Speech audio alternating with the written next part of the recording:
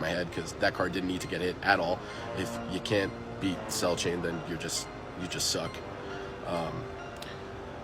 And there was one card that was absent on the list. Oh yeah.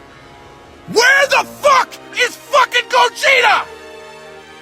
You make a fucking list to get rid of the most problematic cards in the game, and Gogeta isn't on that fucking list? Are you fucking kidding me, Bandai?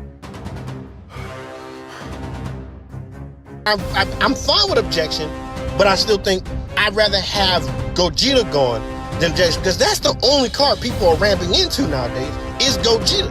That's it. That is literally it. And that just, it kind of bugged me that they did that. Instead of just banning Gogeta.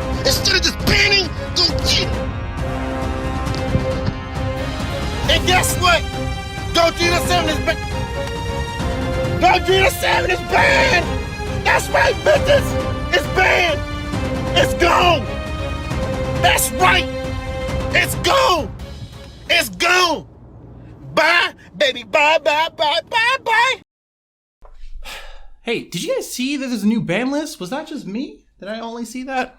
So yesterday there was a new ban list for set 10 coming out, or just came out, and it included a lot of different things that I feel like, at least in my perspective, we thought were going to get hit but didn't know when or if it ever would get hit, and a lot of things that would actually push what we kind of figured with the new set is going to be banned, so that way it can be playable. I think our teammate Brandon Scott said it best in saying half of it is to promote the product for the new set, because honestly, as a company and as a design team for that company, you're gonna have to do everything you can in order to promote and make everything viable in this new set. There's no point of playing the new cards or buying the new cards if all of the old stuff basically made it non-viable or just made it better. Like, there's no reason not to play Surge Coup or Hand Destruction or anything else if that all beats all of the new stuff. To jump right into it, I kind of want to start with the Frank Miller special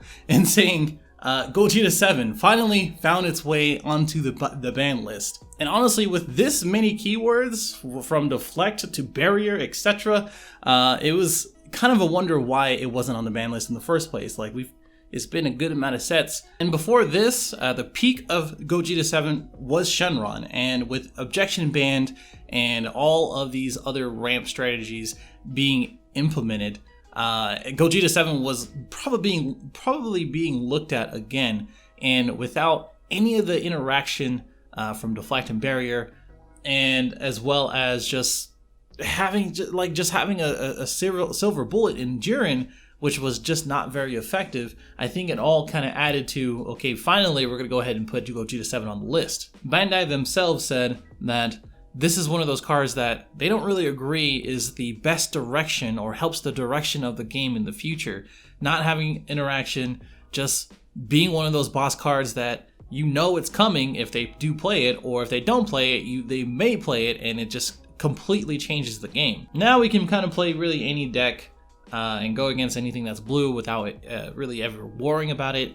Is it ever going to come back? And this kind of applies to any of the cards that's on the ban list right now, because any of the cards on the ban list can come back. So Gogeta could come back. I don't want to put that bad juju out there, but I'm just saying it could come back. They could switch to rotation. I don't know. But with the direction of the game that it's going, or where it's going right now, I do believe that the ban list and liminal list is going to be the thing for the foreseeable future, I would say. So moving on to Android 21, this one's kind of interesting. I was very 50-50 about this card.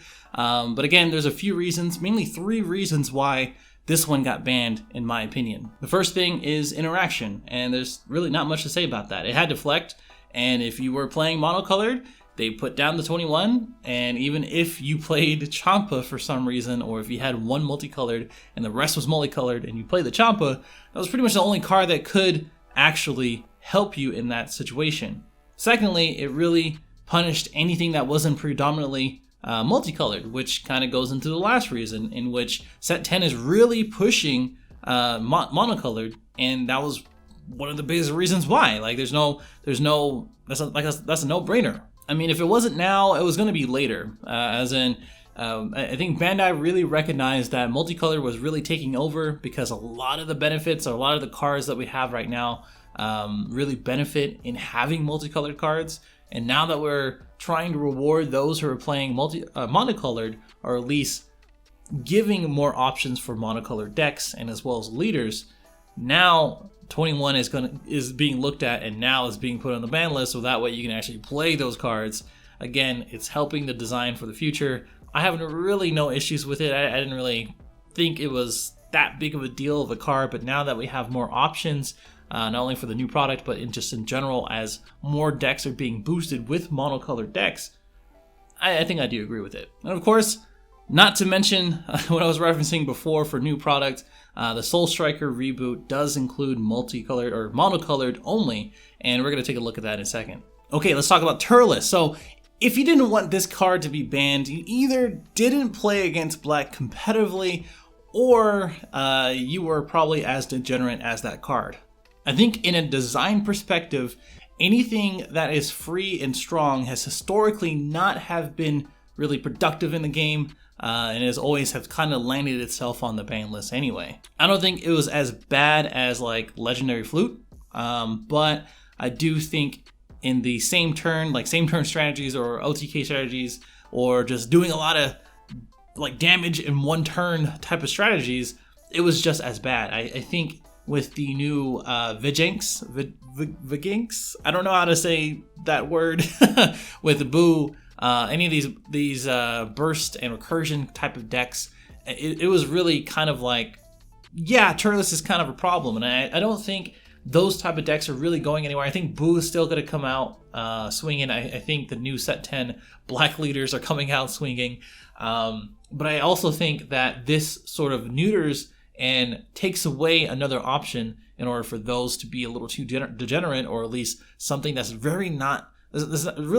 very fun to play against. I mean, couple all those things with the Universe 3 cards, I don't think Turles was going to be overlooked going this far into set 10. And even if you had answers to Turles, he was just going to come out the next turn or the turn after, or you're using more energy than not, right? So Piccolo, Force Ejection, Plan for Destruction, all these next 3 cards really are put together in basically as an answer to all the new ramping strategies, and as well as the answers to them. This included Goku Black, the Zeno button, the new Zeno Unison, and a few more other strategies. Honestly, the thing about it is that basically Piccolo and as well as Force Ejection remove the options in a best of 3 format, in which, you know, if you're trying to ramp, they're going to answer it immediately the next game.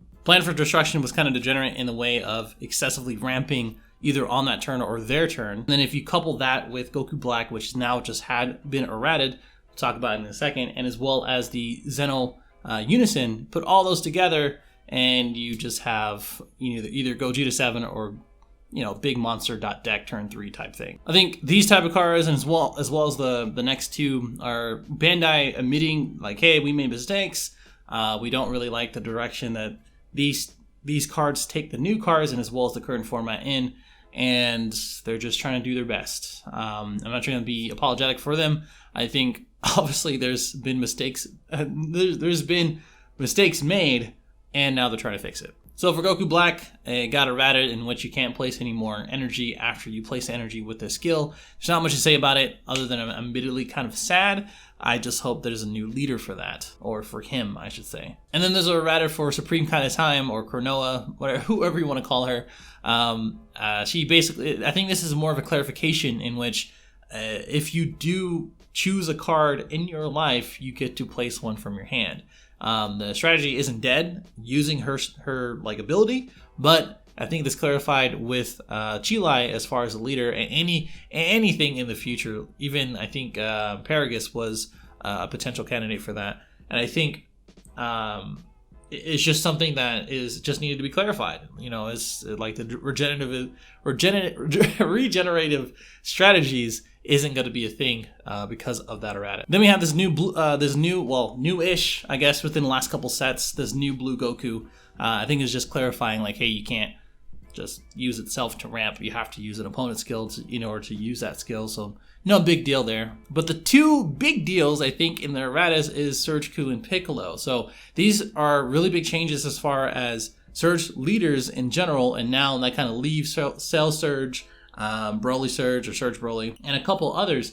Well, no, that is it, actually, right? No, Invoker, right. So Red, Blue, Goku. Either way, these two being hit is kind of a lot. They kind of dominated the last couple formats, or at least since we had events. There's no surprise in that. Again, historically, anything generic is going to be good. And now with, well, I think Red, Blue, Invoker Goku is kind of, well, not specifically Invoker Goku, but Red, Blue, Goku is kind of generic in the way that you can play any Red, Blue stuff. But because of the Universe 7 restrictions, I think it's more thematic than anything. And then Cell doesn't really, Cell's like here when all the other Surge leaders are over here. I don't think it's going to be too much of an issue for him either. Anyway, with Surge Ku being errated to only play on his turn, that's big. So now that you can't save those two effects on their turn, it just kind of, like, when you really think about it, that is kind of crazy that you could play both of the effects, either wiping the board or giving him 10k power for the duration of the turn, and effectively 2 beans for the duration of the turn for free. I mean, that is kind of crazy. Now, that's being taken away. It's no longer a very good defensive leader. It is probably a better offensive leader than anything, and then taking care of the threats on their board, removing skills and as well as barriers. So I think there's kind of a trade-off. It is understandable for that. I don't think he's going to see that much play, but he is still a generically good leader because he is just drawing 2 and then putting things into a drop. So if you are trying to play or build something around that, and he still has access to all of the good yellow and red cards, I completely think he's still playable. I don't think he's going to be as viable and as strong as he was before because of the 2 effects, not being able to use them on a defense. But, oh well. With Piccolo, I think he's also still playable. He has been neutered, in which he can only draw 1 card after seeing the first. But it's sort of trade-off. I think in a hand destruction sort of archetype that you want to play with him, you can still warp 2, you can still ramp 1, you can still do it on their turn, you can still do it on your turn. I don't think any of that's really been taken away. It's just that now you can't really you can't just sit there and draw cards over and over again. You're going to get hit, you're going to be getting swung at, and you still have options for blue and green, as you know, they're still really good options in Shocking Death Ball and all the other specific green and blue stuff. Even the new things is just that now with the monocolored cards being pushed, the multicolored cards, as in Surge Ku and Piccolo, may be a little overlooked now, and that's the only downside. But I think both of them are still playable. They're just not as good, and that's the whole point of an errata. Okay, that's it. I've spoken way too much already. Subscribe if you're new. Let me know what you think about the bans and erratas in the comments below. I am excited to make more videos, and as well as all the set 10 decks, so definitely turn on some notifications and watch out for those. So I'll see you in the next one. Later.